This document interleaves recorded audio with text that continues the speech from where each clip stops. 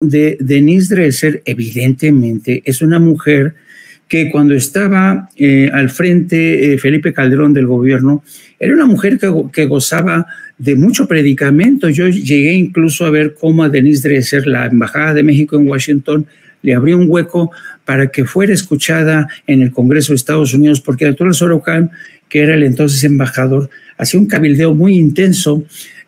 Arturo Sarucán, cuando estaba ya el proceso de sucesión entre Josefina Vázquez Mota y Enrique Peña Nieto, fue el que inició una campaña negra al seno del Congreso de Estados Unidos para presentar a Enrique Peña Nieto como el hombre que iba a traer de nueva cuenta a los cárteles de la droga. Entonces, siempre ha habido estas correas de transmisión y de opinión, esta cohorte de gentes que el poder político va incrustando, y una de ellas ha sido Denise Dresser, una mujer que efectivamente es inteligente, es una mujer muy fluente en inglés, habla perfecto el inglés. Entonces, esto la ha convertido en un activo de determinado grupo político para posicionarse. Pero desafortunadamente esta gente que ha vivido desafortunadamente demasiado tiempo en el mundo de la academia, yo no tengo nada en contra de la academia, Toño, te lo juro, pero realmente una cosa es ser académica y otra cosa es ser periodista todoterreno, que te has pateado el terreno, que conoces a la gente, que conoces el sufrimiento de la gente, que sabes el odio, el rencor que le tiene el pueblo a una clase política mendaz, corrupta. Pero cuando eres un académico, vienes desde una posición de privilegio y no has sido capaz de conectar y entender al pueblo. Ese es el gran problema de los académicos que están ahora que tienen sus columnas de opinión, que se atreven a decir que Delfina Gómez es una personaje maloliente. Tú dices, Dios mío, pero esta gente ¿de dónde sale? Por Dios, ¿cómo faltarle respeto a una mujer como Delfina Gómez, que es una mujer íntegra, que no te imaginas lo que ha hecho? Esta mujer se ha encargado de formar hombres y mujeres desde la primaria para que estos aprendan a ser buenos ciudadanos. ¿Qué ha hecho Denise Dresser, en cambio? Siempre estar hablando en favor del poder, de las capas herodianas. Entonces, yo sí tengo muchísimos issues, como dicen en Estados Unidos, con estos pelmazos, con estos plumíferos, que realmente creen que se merecen tener ese espacio de opinión, porque son los que están con derecho a pontificar, a opinar, ¿no? A decir, esto me parece bien y esto me parece mal. Y yo creo que eso es un terrible error de los directores de los medios de comunicación, porque esta gente escribe y le habla a una oligarquía que no tiene nada que ver con el pueblo. Hay muy pocos columnistas en México. Mira, por ejemplo, Manuel Buendía tenía ese gran talento para conectar. Granados Chapa era un personaje realmente muy interesante, un hombre con un enorme empaque intelectual. Era un hombre que te lo encontrabas en el metro y en el metro iba leyendo, iba puntualizando, iba subrayando, muy estudioso de la realidad mexicana, muy informado. Incluso, fíjate, si me apuras, en el plan más exquisito que yo he conocido de los columnistas, existió un columnista que firmaba con el sobrenombre, con el seudónimo de Juan María Alponte. Juan María Alponte, pero en la vida real él se llamaba Enrique Ruiz García. Él era un emigrante de España, llegó aquí a México, lo consintió mucho Echeverría, le dio una casa hermosa ahí en la casa de Francisco Sosa. Fue la época en que los intelectuales con Echeverría recibían prebendas, casas, viajes, dinero, porque Echeverría era muy listo y sabía que era muy importante tener de tu lado a los intelectuales. Bueno, este personaje, Juan María Alponte, que ya murió hace tiempo, tenía a un ejército de ayudantes en una casa de Coyoacán por los Viveros, que todos los días le hacían una síntesis informativa de medios mexicanos y de medios internacionales que le llegaba a primera hora de la mañana en su casa. Él se lo leía todo y a partir de ahí escribía su columna. Pero eran plumas informadas, que estudiaban, que esperabas más, aportaban algo. Pero ahora tienes a columnistas como Denise Dresser, que hacen crónica de lo evidente, pero además crónica de lo evidente de su clase, de su grupo, ¿no? Son estas personas que toda su vida han formado parte de este circuito reblón, ¿no?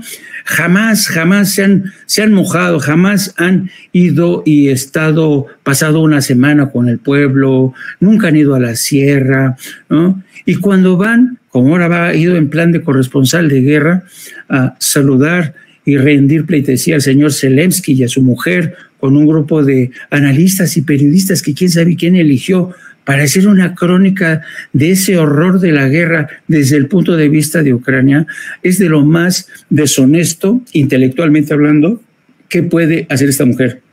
Yo creo que Denise Dresser se ha ganado por derecho propio un lugar muy especial dentro de estos deshonestos, dentro de estos intelectuales deshonestos, a quienes no les importa torcer la verdad, les encanta, les pierde, les fascina la exquisitez, ¿sabes? Este tipo de personajes como Denise Dresser se quieren comportar como Ernest Hemingway, quieren ser considerados los Ernest Hemingway, pero sin haber jamás trabajado a brazo partido para, como hizo Ernest Hemingway, comprarse escopetas e irse de casa, comprarse una barcaza para ir a pescar ellos mismos.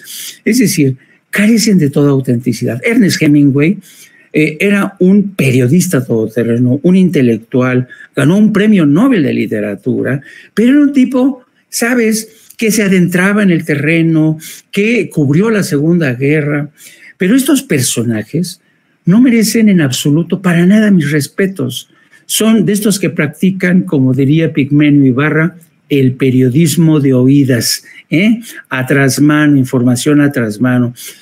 Pero, ¿sabes? Esta gente que forman parte de la misma cuerda, una cuerda establecida por el poder, ¿no? En el caso del PAN, que fue poniendo a Leo Zuckerman, a Denise Dresser y así, fueron prodigando a cada cual porque era de donde sacaban su dinero. Cuando no era el PRI, era el PAN. Así es que yo creo que esa es una de las asignaturas pendientes que tiene el periodismo. Necesitamos columnistas, mira, por ejemplo, columnistas que a mí me encantan porque son de estos periodistas que les crees. Pedro Miguel es un columnista fabuloso, ha sido reportero, ¿sabes? Se ha pateado la calle, cuando escribe lo hace, tiene una prosa Pedro Miguel. Hermann Bellinghausen, otro periodista, otro gran periodista, que es un gran escritor. Luis Hernández Navarro, en fin, hay muchos periodistas que escriben infinitamente mejor que esta mujer. Y desafortunadamente los grandes medios que lee la clase pudiente, como es el caso del Reforma, viven en su propio mundo, ¿no? Viven en su propio mundo y no se dan cuenta de lo que está pasando a su alrededor, ¿no? Pero ya es un problema, ¿sabes?, de la miopía, de la estrechez de miras que tiene esta clase dominante, pero no se han dado cuenta que el mundo ha cambiado y que ahora la gente que ve sin censura, la gente que lee periódicos como La Jornada, pero sobre todo ve muchas redes sociales, está mucho mejor informada. Mira, a mí me ha pasado un fenómeno que seguramente a ti también te ha pasado. Cuando yo tengo mi programa de No Apto para Cínicos, la gente que me está siguiendo sabe mucha más, tiene mucha más información a veces que yo. Es impresionante, la gente está muy bien informada, la gente está muy avispada, es muy lista, es brillante, es inteligente, tienen un sentido del humor increíble. El mexicano tiene esta mordacidad, tiene esta inteligencia, este sentido del humor a veces negro, que a mí me fascina. Y digo yo, ¿cómo teniendo a estos mexicanos que son tan brillantes con inteligentes, que las pillan al vuelo, que tienen inmediatamente sacan a relucir el sentido del humor, para esta gente tan brillante, inteligente, le siguen dando una porquería de columnas y el Reforma, el Universal, que son un insulto a la inteligencia de los ciudadanos? Yo por eso creo que ese tipo de periodismo, si se le puede llamar periodismo, está condenado al fracaso. La gente ya no los va a leer, la gente prefiere que escuchar historias de sí mismos, historias próximas a ellos. No le gusta saber, no le quiere saber si un columnista al servicio de Ricardo Monreal le está haciendo, hoy por ejemplo, no sé si te has percatado, hay un periódico, el 1+1, en el que todos los días, sin que falte un solo día, Ricardo Monreal aparece en la primera plana del periódico 1+1. Entonces, ese tipo de periodismo tan clientelar, ¿no?, tan elemental, tan primitivo, va de salida. Y por fortuna existen periodistas, existen medios digitales que están haciendo brecha, abriendo camino, y aquí le dejo porque creo que me he pasado, querido Tony. No te preocupes, en todo lo contrario, es todo un deleite siempre escucharte, querido Jaime. Vamos a seguir platicando ahorita, pero te voy a decir que ese periódico está en la colonia San Rafael, lleva ahí mucho tiempo, mucho tiempo. En efecto, ¿no? Es muy raro que pues tenga este tipo de planteamientos. Es muy raro que el mismo Monreal diga vivir en la San Rafael, ¿no? Él dice que vive ahí en la colonia San Rafael. A mí me llama mucho la atención, una vez que hizo uno de estos pues desbarajustes con sus redes sociales, salió a decir que fue a esta iglesia de San Hipólito, al templo de San Hipólito. Le llamó la iglesia de San Juditas, que es en todo caso el templo de San Hipólito, decir que él iba mucho ahí porque es vecino de la colonia San Rafael. Bueno, pues nada más que le digan que es la Guerrero, ¿no? Punto número 1. Y que estando en la San Rafael, pues pudo ir ahí en la calle de Pimentel a la iglesia de San Rafael, ¿no? Precisamente, o a la Gualupita, ¿no?, que está muy cerca de ahí. Ahí exhiben los políticos pues vamos, lo ajenos que son a la gente. Después sí salió en otro video ya en la colonia San Rafael, para el parecer ve mucho sin censura. Y esa es la realidad de muchos, ¿no? En los medios de comunicación mexicanos, tú no me vas a dejar mentir. Efectivamente, durante mucho tiempo nos miraron para abajo. De hecho,